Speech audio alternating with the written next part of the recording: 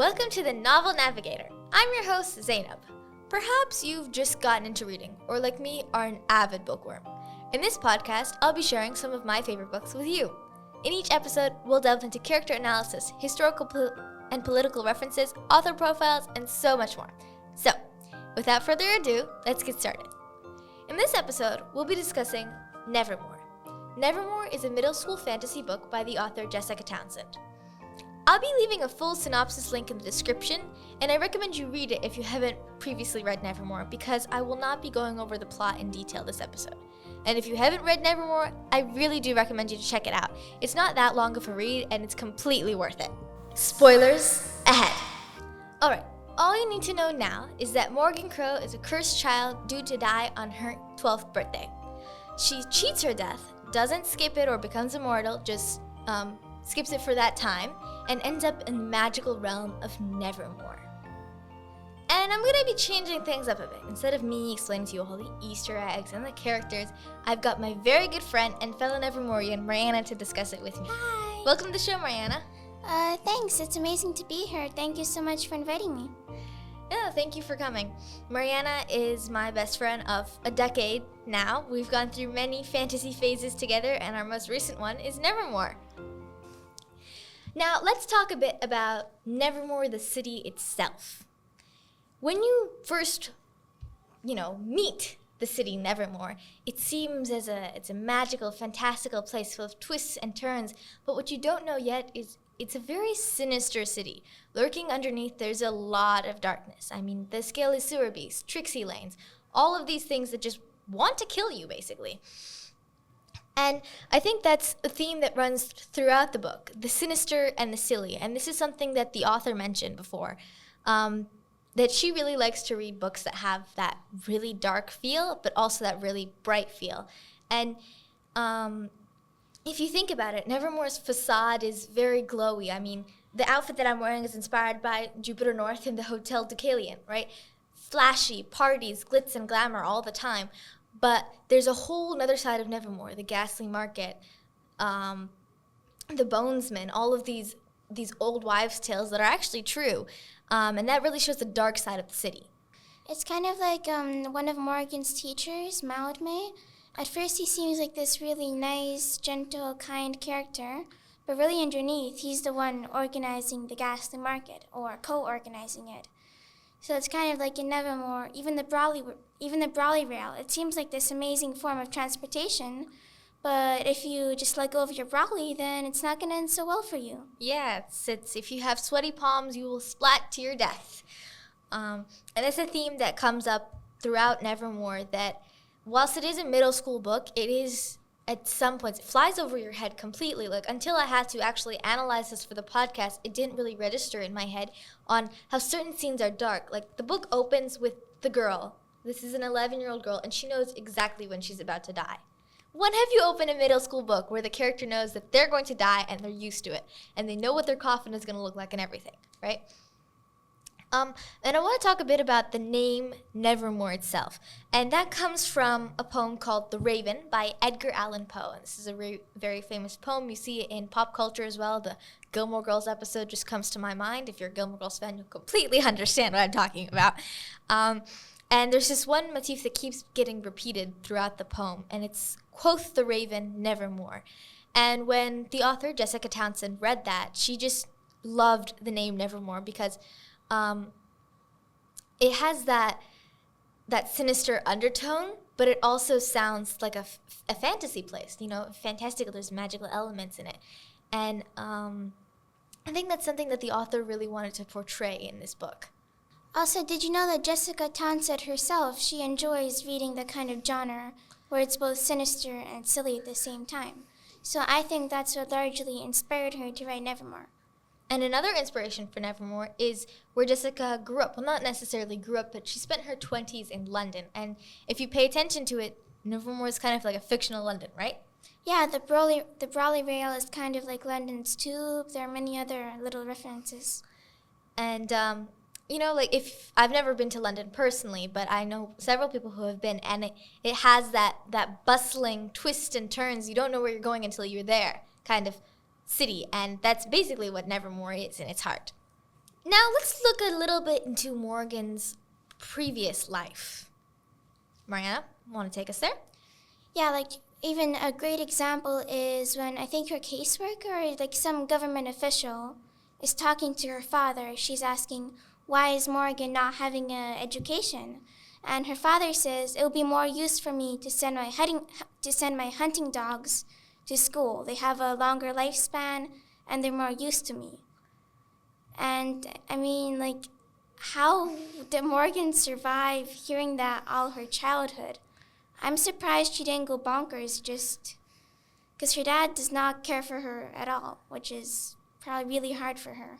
Yeah, so Morgan, when you first look at her as a character in a whole sense, she's quite the anti-hero. When you usually read middle school books, for example, Harry Potter, he's the chosen one, right? Everyone loves him. Well, not everyone, but, most people love him. You read Percy Jackson, and Percy is my favorite character in the whole series. And that's because he's loyal, he's heroic, he's funny, right? He's the perfect main character. Well, so when you think about Morgan, when I first read this book, I did not like her as a character. I thought she was super pessimistic. Everything was her fault, right? Oh yeah, like when a chandelier at the hotel fell. She's like, oh no, that's my fault because I looked at the chandelier out of the corner of my eye. I should get out of here.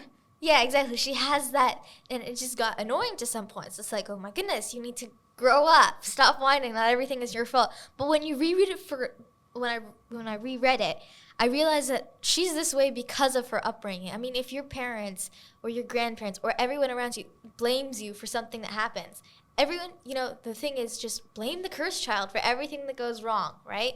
There's a forest fire miles away. Oh, blame Morgan because she remarked, the weather is beautiful today, right? Yeah, or like their house gardener died, and her father had to pay for his children's education because Morgan told the gardener 1 year ago that his flowers look nice. So it's these little things that really stayed embedded in her as a person. And I'm just going to read a little excerpt here from the book. Mariana, do you want to tell them where this excerpt is from? Where is it from? This is on the Gossamer line, so we won't get into detail about that. But basically, it's just a little flashback. She's still in Nevermoor, but it's a flashback scene. And this is in chapter 19, the Gossamer line. You promised you'd never bring her back here, Grandmother repeated, her eyes wild. You swore to me. It's not safe. It's not. Morgan, you must go. Morgan? A voice came from the doorway. Someone flicked a switch, and suddenly the hall of dead crows was bathed in light. Corvus strode into the room, his blue eyes flashing. Morgan opened her mouth to speak, but the Chancellor marched right past her, took hold of Grandmother's shoulders, and shook her. Mother, what is this madness? Why are you acting this way? Now, of all times, it's a Christmas party, for goodness sakes. Ornella Crow glanced over her son's shoulders, her eyes looking anxiously towards her granddaughter. It's nothing, Corvus, just my imagination playing tricks on me. You said the name, Corvus whispered, his voice tight with fury. I heard it from the hallway. What if one of my colleagues had been walking past and heard it too? It was nothing, dear. Nobody heard a thing. I was just remembering.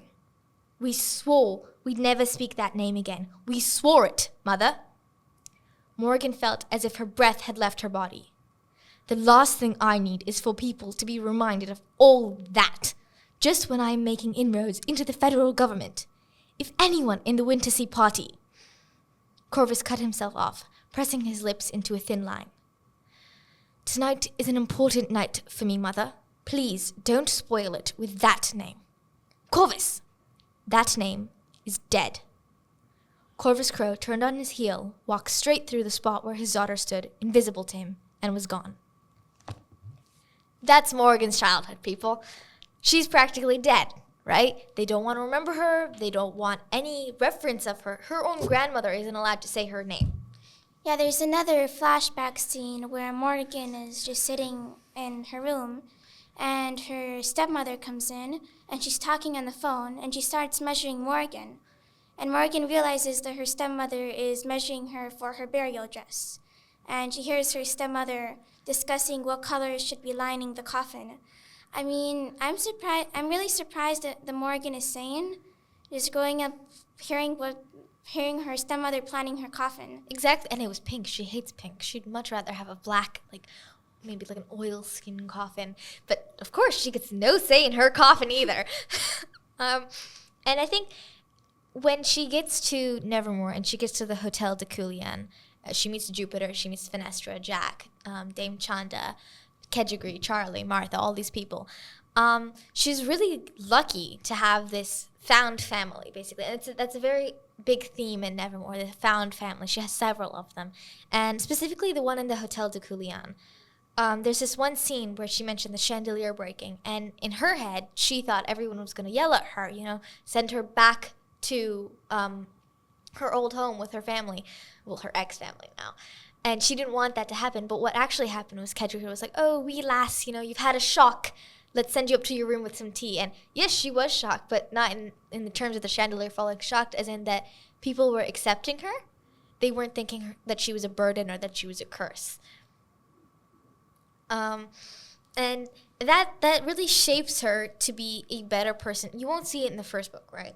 Yeah, not really. She's very pessimistic in the first book. She's very pessimistic in the first book, and you still see it into the second book. By the time you finish the end of the third book, really subtle changes, but the hotel rubs off on her in a way. And even her room, which I think is Mariana's dream room. Oh yeah, if Morgan's had a hard day, then her bed will turn into this super comfortable den of blankets. It's like even her room is being nice to her. And it's small things like this. Well, not small considering her childhood, but to other people, just tiny things, a hello or a hug once in a while, or a cup of tea, or, just sit down, or I'll sneak you some food from the kitchen that other people find normal in their daily life, but she finds extraordinary, right? And, if we take some of the characters, for instance, Martha, the maid, she's a really, really tiny side character. She probably only has, five sentences? A couple paragraphs throughout the entire series. But her kindness just radiates from her and really rubs off on Morgan with this empathetic, I don't want to say vibe, but she has this empathetic glow that comes from her that rubs off on Morgan, and you really do start to notice that later on. And even with other characters as well. Yeah, it's like a Dame Chanda. She's kind of like the aunt who always keeps an eye out for you, and she's like the very glamorous aunt. Or Martha, she's kind of like Morgan's big sister, looking out for her. I just feel like it's kind of like Morgan finally has a family, and at first she's really surprised, and she doesn't even accept it. But later on, she learns to enjoy it. Yeah, and the biggest part of her family, obviously, is Jupiter. Jupiter North is Morgan's patron, and he is the proprietor of Hotel de Coulian. He runs the whole thing. He pays everyone, although Frank is a vampire dwarf, the only vampire dwarf in Nevermoor. He's quite snobbish. He loves party planning, and he's always given a very strict budget. And if this is the budget, this is him. No, I think this is him. that is probably him. So yes, Jupiter technically runs the place, but not to the T. And Jupiter, the name Jupiter, Jessica Townsend was inspired by the Roman god Jupiter, and he's the father of all gods. And even though I'm a complete Greek mythology person, never going to Camp Jupiter was meh. Camp Half-Blood was much better. But he has that father figure, not just with Morgan, but also with his nephew Jack. I don't know if we mentioned Jack yet, but he's Jupiter's sarcastic, sassy bully of a nephew who does become a nice character, and he's one of my favorites actually because of his whole character complex. But he's a father figure to the two of them, and he can't be the most reliable person. He'll avoid your conversation. He'll make you feel like he's had a full conversation, but he hasn't answered any of your questions, but he's always there for you. She didn't think he'd show up to the show trial, and he showed up right at the last minute, right as they're walking out on stage, but he showed up. So he's that father figure, and even in his last name, North, and the author, Jessica Townsend, she chose this not only because it sounds geographical, Jupiter North is an adventurer, he's in the adventuring leagues, but also because he's Morgan's true north and Jack's true north. It's where the home is. It's Jupiter, right? Everything points to Jupiter at the end of the book. And he's this character that kind of holds the entire series together in a way. Him and other characters you'll see, like Miss Cheery, like Nan. These characters are like the parental figures that kind of keep the book together. Wouldn't you agree? Yeah, definitely. I think Jupiter is like something in between a father and an uncle to Morgan, and Miss Cherry is something in between a big sister or an aunt. I feel like they really support her. I think even Jack's bullying is actually good for Morgan. I'm not sure how to explain it, but I feel like even Jack's bullying, he's actually being kind to her by bullying her. I don't think that makes sense, but yeah. Yeah, so that's another point that Jessica Townsend brought up, is that bullying needs to be shown in children's literature so that, you can see that bullying will happen. It's inevitable, right? There's always that one child bully. But you can overcome it. And this story kind of shows like this is a safe space, right? And it's showing you how you can overcome it. The bully might be someone like Cadence, who, is just a very morally gray person, right? And you could shut her down with a sarcastic comment. You could ignore her. If you were Thadio, you'd probably just punch her. So it shows you all these different methods and all these different outcomes. And that's a really important theme in children's literature nowadays as well. But I want to talk a little bit about the Wondrous Society, which is, so the first book is called Nevermoor, the Trials of Morgan Crow, right? The trials to get into the Wondrous Society. And I won't go into complete detail on the Wondrous Society, but Mariana, if you can give me like a few sentences on it. Okay, so the Wondrous Society is this wonderful society where everyone basically knows everybody else. It's like a giant family, like with all the extensions of cousins and nephews and third cousins twice divided and whatnot. And they're kind of all working together to keep Nevermoor in check, to make sure that, because Nevermoor, the city, is basically a monster, to make sure that that monster doesn't devour itself. They're kind of keeping it on a leash. But they also have to make sure the citizens don't notice that they're keeping it on a leash, because the citizens don't even know that Nevermoor is a monster.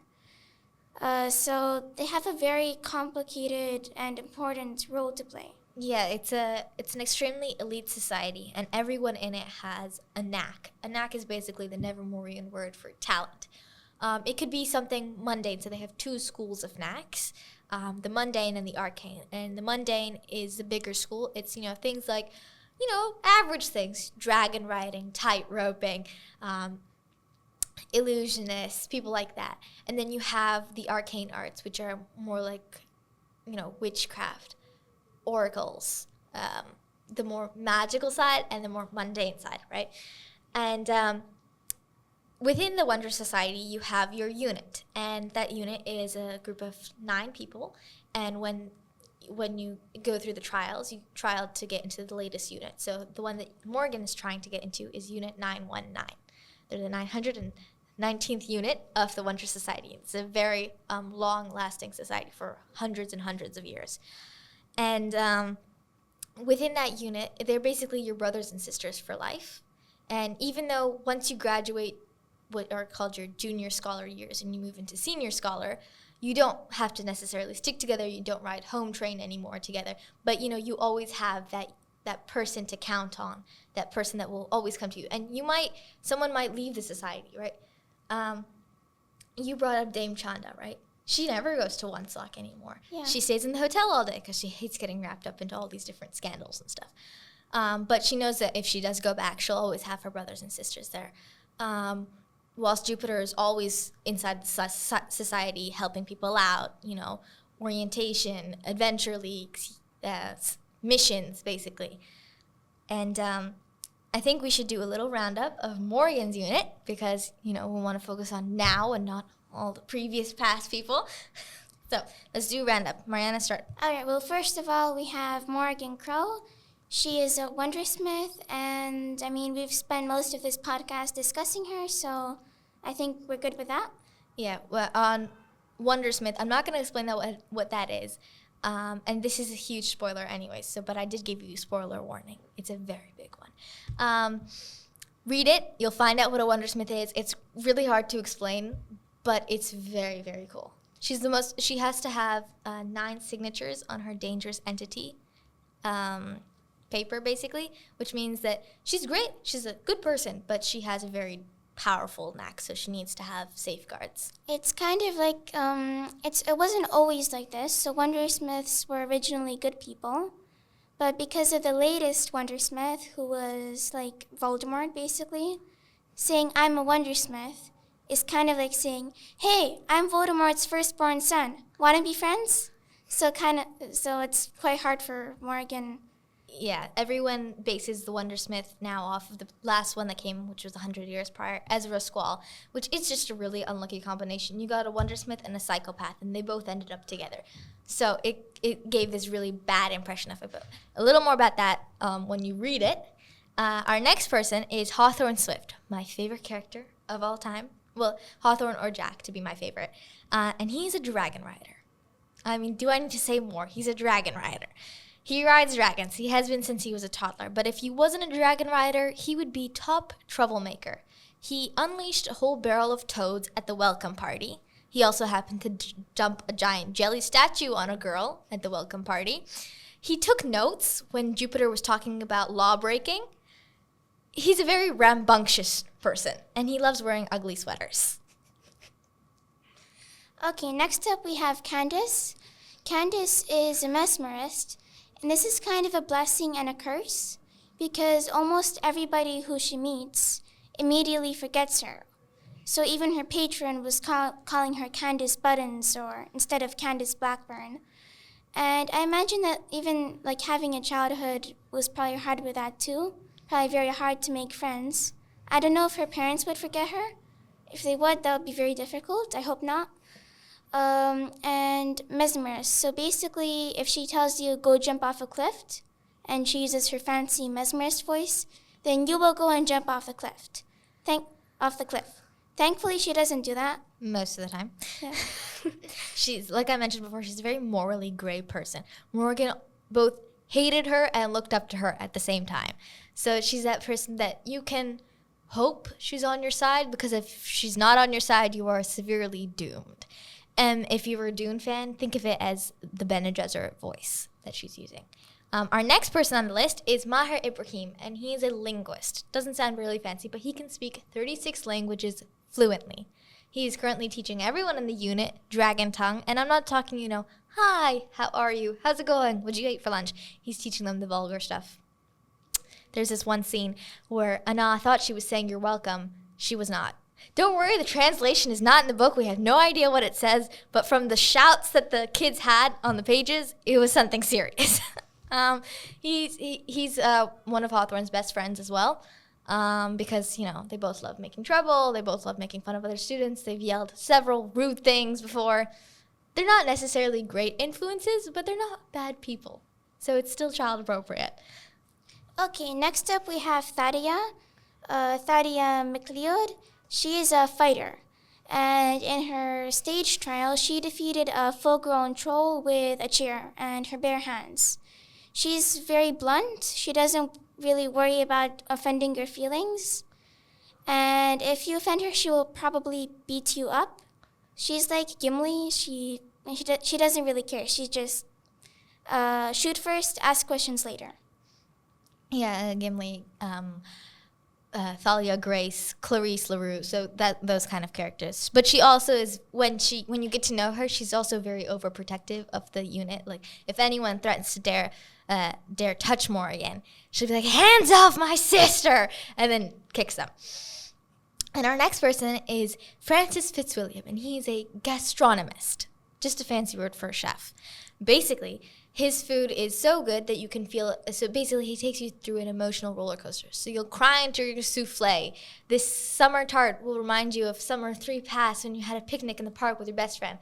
So it can be dangerous at times. So he's not allowed to use his knack on other people. He can't, make you sob in your soup. But it's also quite helpful for manipulating and tricking people. He did this in the show Trials. We'll talk a little bit more about the trials later. But he made the elders feel this emotional roller coaster through his food, and that's what got him through into this unit. Okay, next up we have Anna, who was mentioned earlier. She is this really, scared of a spider person. She, when she found out that Morgan was a Wondersmith, she would always sit as far away from Morgan as possible. So she's kind of a scaredy cat, a little bit of a crybaby. and she is a healer. So that's really what makes her interesting. Otherwise, she would be quite a boring character. And once she does get over her fright, she is very nice. She's very kind, very compassionate. Just takes her a while to stop screaming every time you walk in the door. Yeah. So one thing that she did in her show trial was her patron laid on the table. She took a scalpel, cut her stomach open, took the appendix out, and sewed it back up while blindfolded. Yeah. She's very skilled in terms of medical training. And then we've got Archon Tate. No one calls him Archon except his grandmother. Arch is a pickpocket. When we first see him in the show trials, this is his first introduction in the show trial, he's just playing a violin. He's playing a violin all around the Trolloceum, which is basically their version of the Colosseum, where they have all their shows. And, it doesn't seem that impressive, right? Okay, he's good at violin, but is that enough to get him into the society, right? And then he stops at the elder's table, and he dumps his pockets out of stuff that he's stolen while playing violin. He got into society, and he became Hawthorne's best friend very fast. He was like, all right, you need to teach me the tricks of the trade. You stole my gloves. How? He's very good. He always returns what he's stolen. But I think he's also a very interesting character to look at because you don't focus on him as much. We don't know that much about his background. But he's a very loyal person to the society and to his unit. I find it quite interesting that he has like a very kind of almost evil knack. But he's a very good person. Like he's like one of the kindest kids in Unit 919, which is interesting. Yeah. Okay, next up we have Lambeth. She is a short-range oracle. So the kids are waiting at a train station. They're wondering, when is the train gonna come? And she's like, right now. And the train comes. She's very quiet. She hardly ever talks. It's like she's tuned into a different radio frequency than anyone else. She's always the one who goes and stands in a corner, and she's just mumbling to herself. But later on, there's kind of a twist to her character that I will not reveal. Yeah, it's a very big twist. So when you do get to the end of Wondersmith, you'll be happy that we didn't spoil it for you. And last but not least, we have Miss Cheery, their conductor.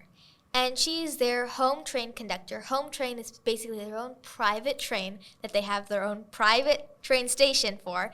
And home train is your home away from home. Basically what it is it's got like bean bags and cookie jars, and you go to class there in the morning and you come back in the afternoon. It's your transport, and for the 5 years that you're a junior scholar, this is basically where you live. You'll do your homework here, you'll laugh here, you can have your lunch here if you really want. And it's a safe space for your unit. It's a home train in the name, right? It's your second home. And I think that's our Unit 919 roundup. Yep, though Miss Cherry, she's technically not part of the unit. She's their conductor. Yeah, so a unit will only have 5 members, the Sisters and Brothers Loyal for Life. And I'm just going to read out that excerpt for you guys. This is right when it's on their inauguration day. And this is a very pivotal point in the story. Sisters and brothers loyal for life, tethered for always, true as a knife. 9 above others, 9 above blood, bonded forever through fire and flood. Brothers and sisters, faithful and true, ever together, the special and few. It was an oath, a promise that each new society member had to make to their unit, their 8 new brothers and sisters. In joining the society, Morgan knew she was gaining not just an elite education and a world of opportunities, but also the thing she had craved above all else, a proper family.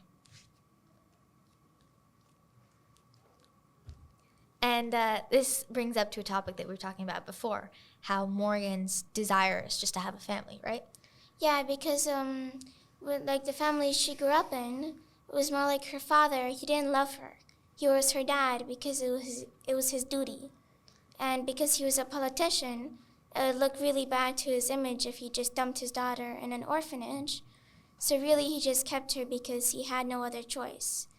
And I don't think he really loved her at all.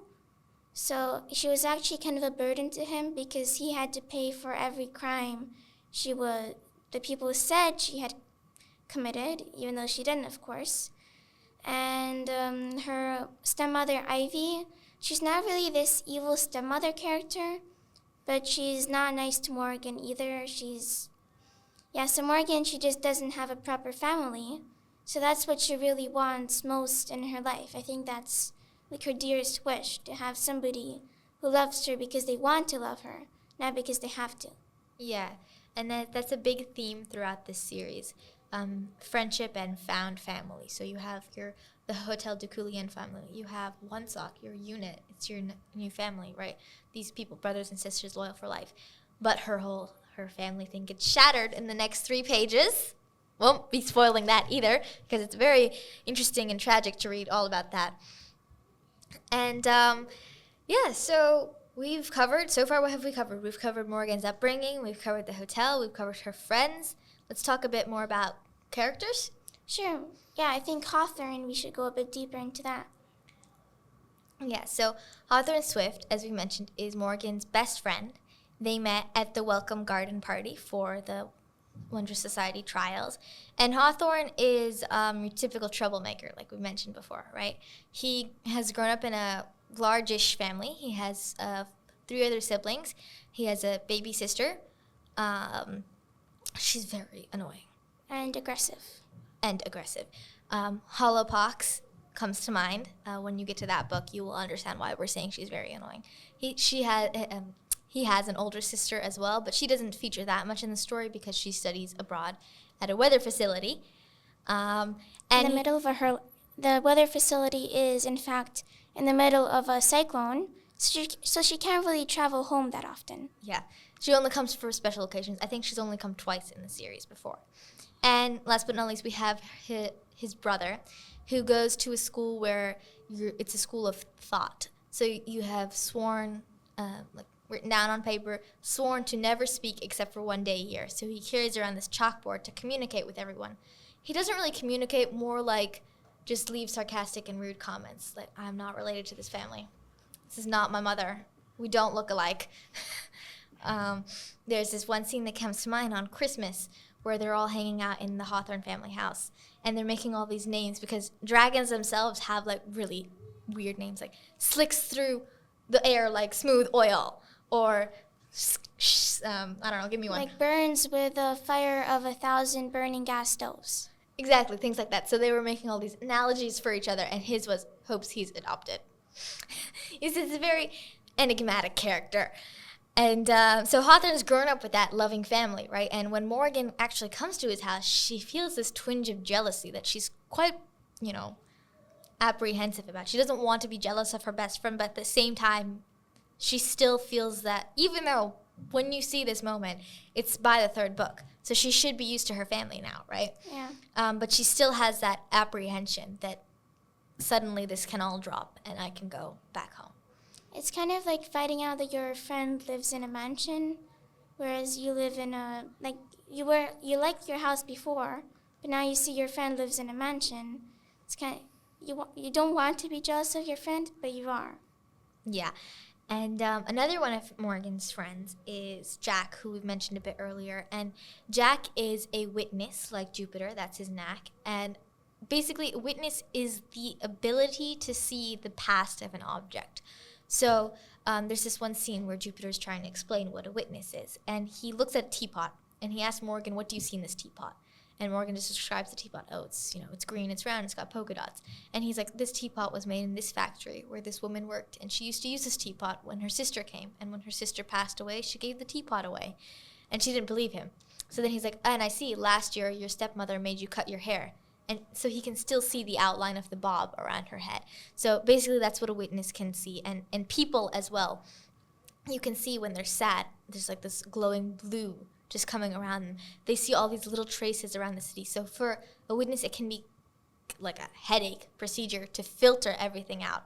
And at first, Morgan didn't know Jack was a witness. She just thought he was a completely rude kid. And he wears an eye patch. And the reason he wears that is to block, it's basically a filter so he can see like a normal person instead of a witness. And that's what kind of makes him a cranky person. And he also doesn't have many friends because not that many people want to be friends with someone who can see all your secrets. Yeah. And he is quite rude to Morgan. but he's more like teasing her instead of bullying her. Well, at the start he's bullying her, but later he's more teasing her. Later they kind of become friends. Yeah, so he's always the rude, sarcastic one, but I think it's a thing that I've noticed with a lot of characters in this book that when you look at them at a first glance, they seem like they have the perfect life, but they actually have um, a lot of struggles making friends. Cadence, people forget her. Jack, no one wants to be friends with him. Anna is really quiet. Francis is has panic attacks like half the time. Thaddeus is very burly and straightforward kind of person. And that's another common theme that comes throughout this is struggling to make friends. And do you want to add something? Well, yeah, I think also Morgan, I doubt she had any childhood friends because people were afraid that she would sneeze on them and her saliva would cause them to have a heart attack or something. So she was really mostly in solitary confinement. So I think when she made all these new friends, especially Hawthorne, I think that was something like maybe the best thing that could happen to her, to be around other kids her age. And even Hawthorne, I think he's like the Nevermoor version of Sam Gamgee, like really the best friend you can think of. Yeah, and this still comes into the real world. Although personally, I don't tend to struggle making friends, but that's just my personality. I know a lot of people that it's a constant struggle, a daily struggle to be able to come up and talk to someone or to have and be friends with someone or just to initiate a conversation. And that's the thing with our generation today. And I think in this book, it kind of shows that, look, you can be this way. You can be a introverted person, I guess, but still make friends. And it's also, it's a really good guiding series. And that's why it's a great middle school book, because it goes through basically your time in middle school, right?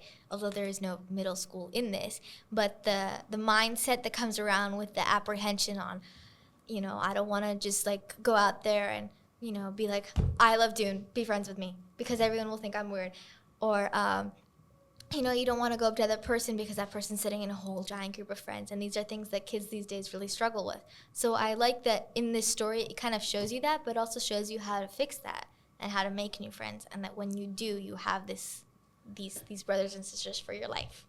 Hey, by the way, you're the only other kid I know who has read Dune. Yeah, that's a thing. No one reads Dune. No one in our age group. It's very sad. I did make an adult friend who read Dune, but yeah. You can make adult friends as well. Don't worry. I have plenty of them. Now, let's talk a bit about the author.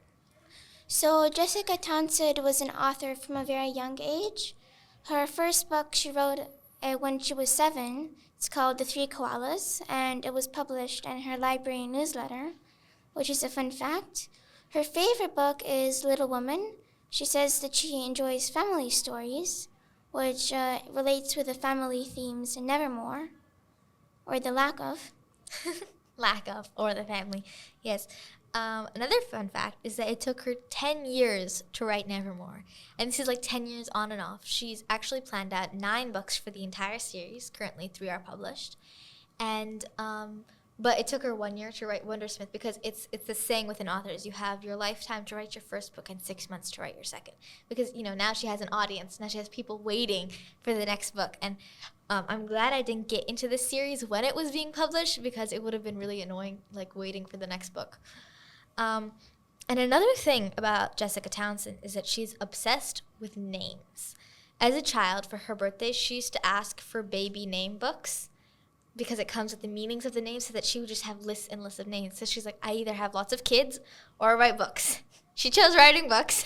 And the name Morgan is actually, Morgan is an Irish goddess of death, and she can transform into a crow.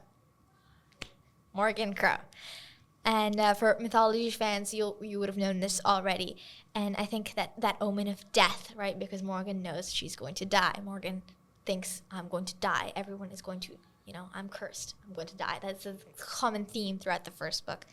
And she gives a lot of tips. We were watching some interviews together, and she gives a lot of tips that if you want to find cool names, and this is a tip for you guys as well, watch the end credits of movies and then just pick the names you like, mush them together, and you've got a character. And as we had mentioned earlier, like she really does put thought into these, like Jupiter North. We did the whole thing about why his name is so significant and why Morgan's is so significant as well.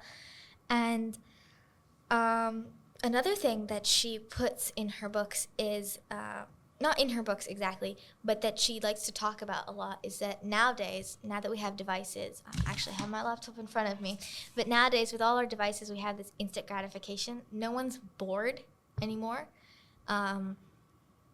You just, if you're bored, right, you just go on your phone, you scroll, you message your friends, you're going to call, you'll watch a TV show, right? And the thing is, if you want to be a good writer, you have to be a good reader and a good daydreamer. So you need to be bored to come up with these crazy ideas in your head. And it doesn't mean you have to stick with it, because that's actually something that I have a problem with. I will come up with an amazing idea and then I'll forget about it, or I'll find another amazing idea and I'll go do that instead. And that's a common thing, right? Procrastination and just like flitting idea to idea. But even if you just have those, and maybe just like a tiny little notebook by your side table, and just write down some things if you can decipher them afterwards. And yeah, just daydream and you'll come up with some great stories like Nevermoor. Yeah, actually, I often have trouble falling asleep. Like, it's weird. One night in 7 days, it will take me 3 hours to fall asleep, so I'm just rolling around in bed. And I actually make up stories as I'm in bed that can have the main character laying down. I know it's kind of weird, but I've come up with some of my best stories that way.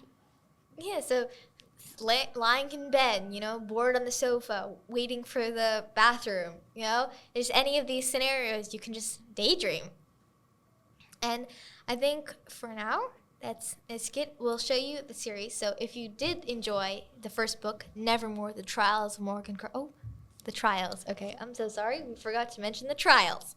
There were 4 trials in this book, and we won't go into the detail because it's much more fun to just read it from her perspective. And the 4 trials are the book trial, the chase trial, the fright trial, and the show trial. The book, actually, you know what? No details. I don't want to spoil it because they're all extremely interesting, especially the fright trial and the show one. The last 2 are very interesting books. But so this one is called Nevermoor, The Trials of Morgan Crow. I think I have the British publication. There are a lot of different covers, so don't be confused. The second is called Wondersmith, The Calling of Morgan Crow. The third is Hollowpox, the Hunt for Morgan Crow. And she has Silverborn, The Mystery of Morgan Crow. It is yet to be released. It should be released as of September 2024.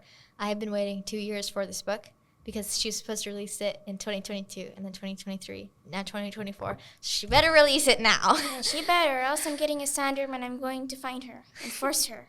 Yes, so we are all hanging on a thread for that because The Hunt for Morgan Crow ended on a ginormous cliffhanger. Yeah. And if you did enjoy reading Nevermoor and you finished reading the entire series, some other books to read are Winter House, which has also got a fantastical hotel and a main character, although this main character doesn't think too badly of herself. And this is also another one of my favorites. I have the whole set. It's another 3 books. Winter House, The Secrets of Winter House, The Winter House Mysteries. And it's this 11-year-old bookworm who goes and stays at the magical hotel Winter House for Christmas.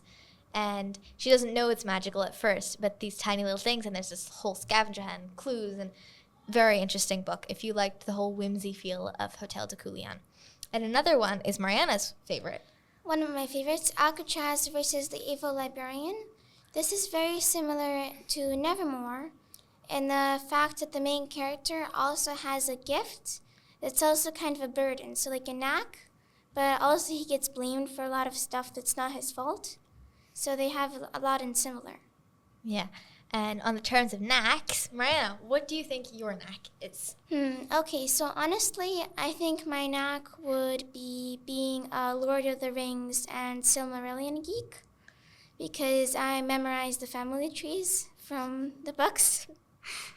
Well, what would yours be? If we're going like in terms of fandoms, probably the ability to switch British accents. But if we're going in actual skills, I would say I'd be a mundane. I'd be public speaker. Public speaker? Yeah, I think you did that good. But it would be cool if I had mesmerism. It could be like another cadence. Make me jump off a cliff. Control people's minds. Make Mariana jump off a cliff. Or be a short-range oracle. Witchcraft. sorcery. It would be interesting to be arcane. By the way, you already do the accents very good. I don't know how you do it. Oh, thank you so much. And on that very lovely note, by the way, we're going to leave a little quiz in the description for you to find out your knack. And this is the official one from the Hatchet Publications. And with that, we shall complete our episode. Yes, thank you so much for being here, Mariana. It was wonderful having you on the show. Yeah, thanks for having me. It's been amazing, and bye.